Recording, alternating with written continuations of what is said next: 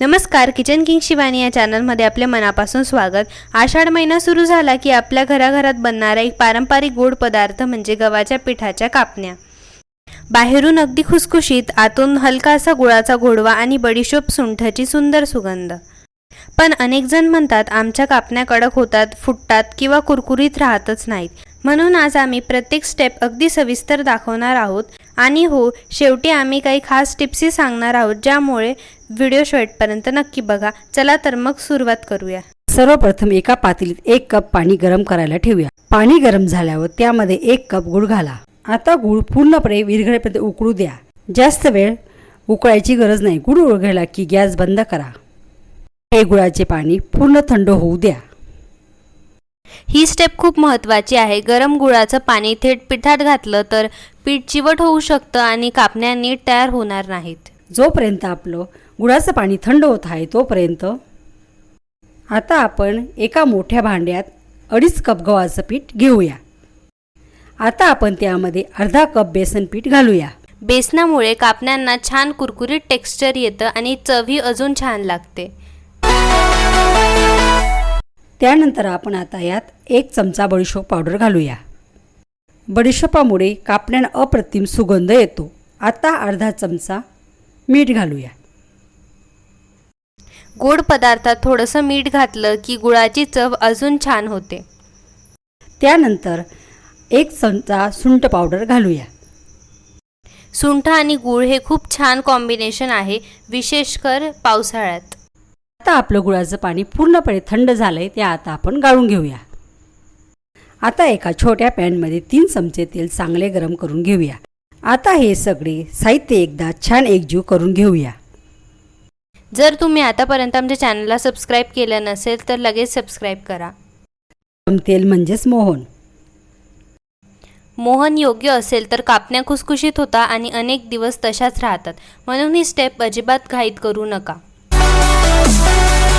गरम तेल पिठात घाला आणि चमच्याने किंवा हाताने नीट मिक्स करून घ्या। आता तुम्ही पाहू शकता पिठाची पोत आता थोडी बदलायला सुरुवात झाली आहे। अगदी खुसखुशीत झालं आहे। आता पुढच्या स्टेपमध्ये आपण गुळाचं पाणी घालून अगदी योग्य घट्टसर पीठ मळणार आहोत। ही स्टेप खूप महत्त्वाची आहे। आता गाळून घेतलेले पूर्ण थंड झाले गुळाचे पाणी थोडे थोडे घालून पीठ मळायला सुरुवात करूया। एकदम सगळे पाणी घालू नका। थोडे थोडे घातले मळले तर पीठ चांगले नियंत्रित राहते। थोडे थोडे पाणी घालून पीठ मळून घेऊया। हे पीठ पोळीच्या पिठासारखं मऊ नसतं, तर थोडेसे घट्ट असावे, कारण घट्ट पिठामुळे कापण्या तळताना आकार छान टिकून राहतो आणि कुरकुरीतही होतात।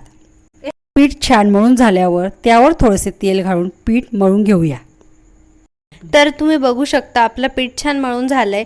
आता याच पिठापासून आपण खमंग कापण्या बनवायला सुरुवात करूया। आता पहिले आपण पिठाचे छोटे छोटे गोळे करून घेऊया।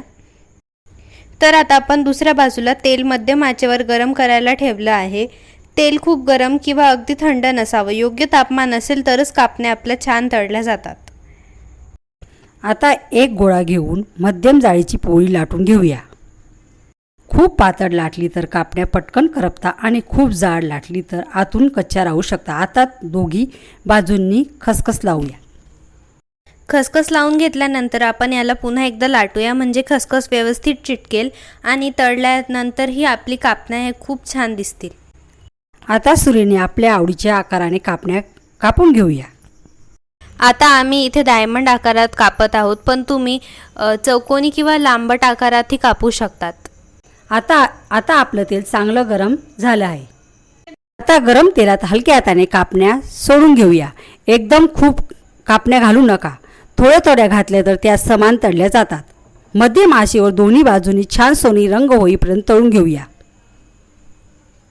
आपण या कापण्या मीडियम गॅसवरच तळूयात, कारण की जर आपण हाय फ्लेमवर कापण्या तळल्या तर त्या वरतून करपतात आणि आतून कच्च्या राहतात, म्हणून गॅसची फ्लेम आपण मीडियमच ठेवणार आहोत।